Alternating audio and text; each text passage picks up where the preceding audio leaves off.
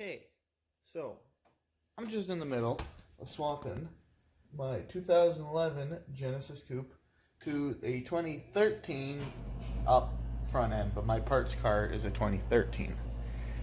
So there's no real good video on how this works, so I figured I'd make a quick video while I was doing it, right?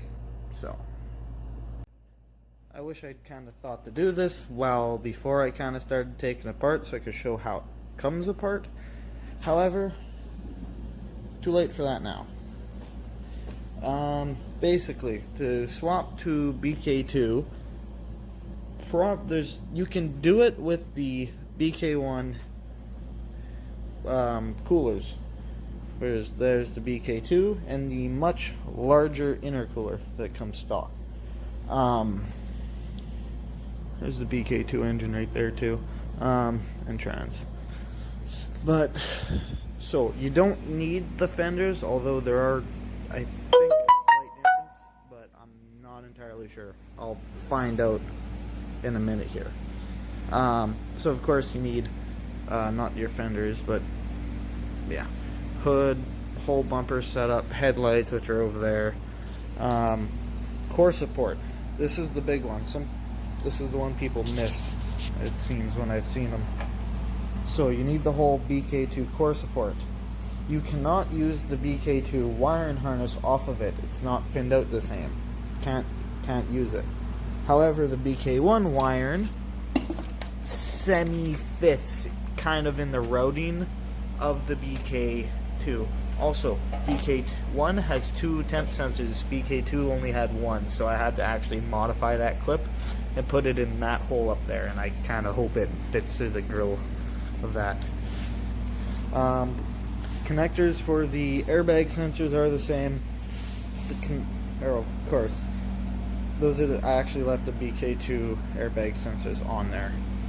So this is all kind of good to set like this. Problem I ran into is bk2 uses quick connects on their hoses, and they change this hose routing for the different intercooler piping, which you need to run, which is in that box, which you need to run if you want to run the bk2 intercooler.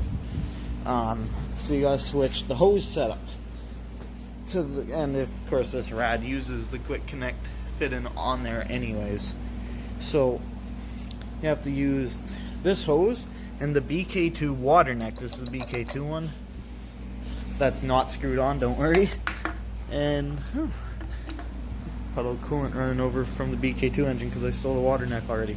This is the bk1 one. The end is different with the quick connect right there. So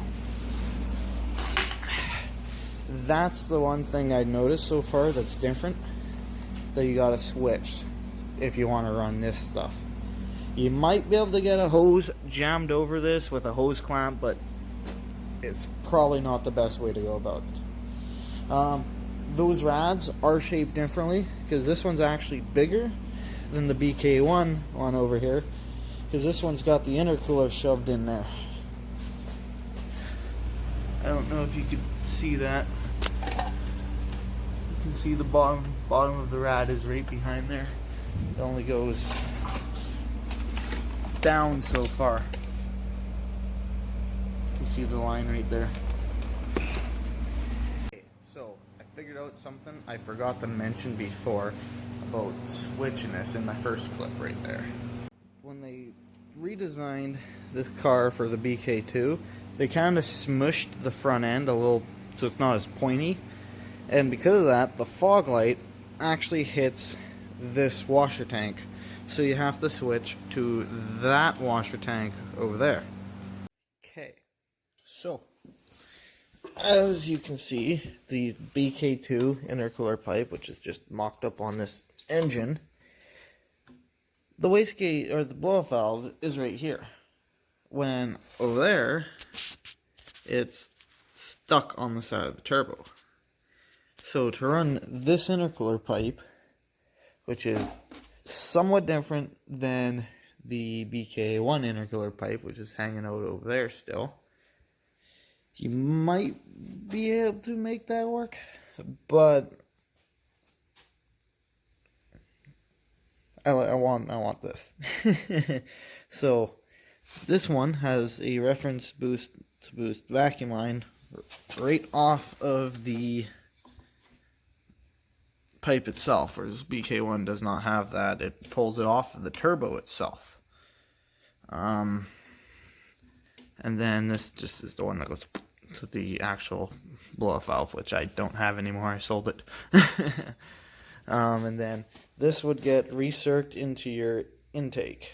Now, Ricey boys will leave that open, but yeah. Because choo-choo noises. Okay, so as I've figured out, the bk2 pipe does fit on the bk1 turbo. However, I've got two issues. One, the bk1 turbo leans over a bit. Two, it's not as tall. Like the outlet doesn't stick as far up as on the bk2. See, it's almost damn near flush with the top of the bracket for the power steering, or up there, and this one's significantly lower. So that might pose an issue. I haven't figured that out yet.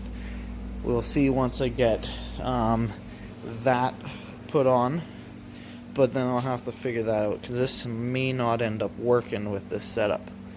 Okay, so it's the next day from that last clip there, and I've actually, since then, changed the fenders. If you can't tell, they're super clean and shittily painted. Like my color match, they're only like a shade too dark, or two, and tiger stripes. But, so, oh, if you can't see, I got the rad support on.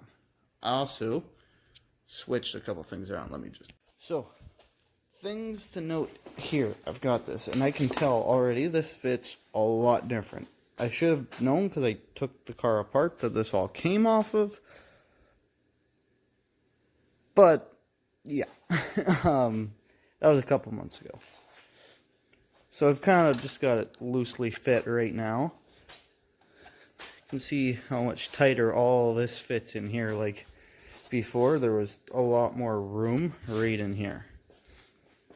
Wiring hanging down. I did switch the, unless I figure out how it mounts, the power steering cooler. So this fits up here. I have to tweak the lines back here up, because they line up directly with the intercooler outlet, which I should have known as the bk2 lines were bent up, but that shouldn't be too hard to do. But as I note, this actually lines up perfectly right here. The hood latch cable is longer, however, only by about 3 inches, and it won't be hard to add some slack in a couple places to fix that. So, it's been a couple hours since I last checked in with my progress. I've been messing with intercooler piping. So, intake side fits. bk2 all fits right in down here. That's all good. This is part of the bk1 stuff. Pile of intercooler bits. So over here, I went with, it's mostly, and this is my InGen cold air intake that came off my bk2 parts car. A little extra goodie there. bk2 hard line down, all fits. I got to block off this vacuum line right here. Then right here, to make it made up to the bk1 turbo, which I'm putting a block off here and using it here, and the recirc actually lines up with my cold air right there and filter. But what was I saying? Oh yeah, to make this work, this is the bk2 coupler, and this is part of one of the bk1 couplers I had lying around. I had a few extras. See, I got one here too. There's a chunk of spare piping I had. that I actually cut a chunk off of the end and put in the middle here. So there's a chunk of pipe right in the middle. I'm going to put 2 clamps in there. I also got my hood latch cable fit properly. Oh, I got the hood put on. That's probably an important detail. Damn, I wish this thing was wide angle. Fuck, it's so zoomed in. Yeah. Fenders are fit. Everything's fit. My fenders that don't match. They blacked out my wheel well. Yeah. So, one difference here between bk1, bk2.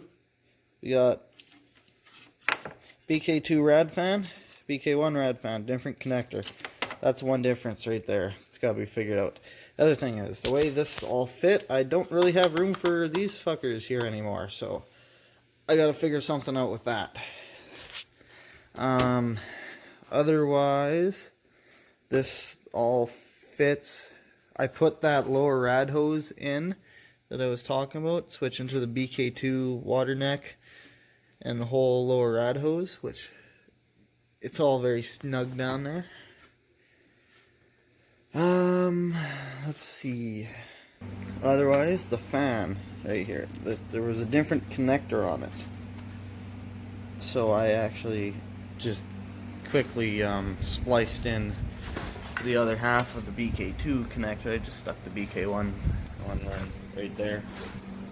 In the meantime, but I just did that, put that on, put some shielding on it. Looks real factory. Oh, no, some tape down there. So fast forward ahead, I have headlights in. As you can see, they don't line up the best, but this car was wrecked when I bought it, and the front end isn't exactly kosher. So I'll count that to my car being not the best. One thing I just ran into here is I went to throw the bumper on, and the fog light actually hits the corner of the fog light. Hits the bracket. So I went and dug out my bk2 ones that I had lying around still, and noticed it's got a relief in it for the fog light. So that's another little thing you have to get. Either that or not yours. I have them, so I'm going to switch them. So, as you can see, it's together. It's all good. Pretty much the last thing I encountered, other than my front end, the fitment being off from the front end not being the straightest. But the last thing I encountered that I needed to fix was the Foglight connectors were wrong. The bk1 fog lights hooks directly onto the bulb, and the bk2 have their own little housing because they have an LED strip inside of them. Because of that, I had to change this connector. This is what the bk2 connector looks like. It's actually the same as the washer level sensor. It's the same connector. That's actually what this one is. Completely done. It's all in. It works. I have no lights. I use the bk2 crash sensors and boost sensor. I don't know as of yet. I haven't driven it to see if any issues occur from not using the bk1 sensors, but I guess I'll find out. Okay, gotta make one last little video showing, because I just finally finished all of this, which turns out to be a simpler issue than I figured it would be. I ended up grabbing a second blow-off valve. The factory one is hanging out down there unhooked. I don't know if that's going to cause an issue yet, but it's not that hard to make a block-off plate if it does turn out to be an issue. There's my blow-off valve. It's hooked up. The boost reference here for the bk2 setup, I figured out that the wastegate and the blow-off valve were both had one line that teed off. So somewhere over here I got a T, yeah, right here. So it was teed off anyways right before the one actuator. So I just took the T out and used the second reference point for the other one. So, and then I tucked the blow-off valve actuator is underneath the pipe here, because there wasn't room for it up here. And nothing hits belts or anything, like it's all clear, it's attached, the cable, the wire reached, so I didn't even have to modify anything. And then this one just sits up here. It's not the prettiest thing in the world, but this whole engine bay is a little bit ugly. I just wanted to do a quick wrap up to my bk1 to bk2 front end swap. I've been driving around a week. I wanted to see if any issues popped up. I accidentally set a whole bunch of airbag codes when I started or keyed it on with no the front end unplugged. So I did that. Also, I did some interior stuff as well. I have two other things popped up. I broke one of the temp sensors in the front bumper. It's just the one for the little display, so it's not really a big deal. But I did that. I also had a code for the boost sensor. See, I kept the bk2 boost sensor in the intercooler pipe when I changed it, and it plugged in the same. I thought it would work. Nope, they are very different. So switched that out too.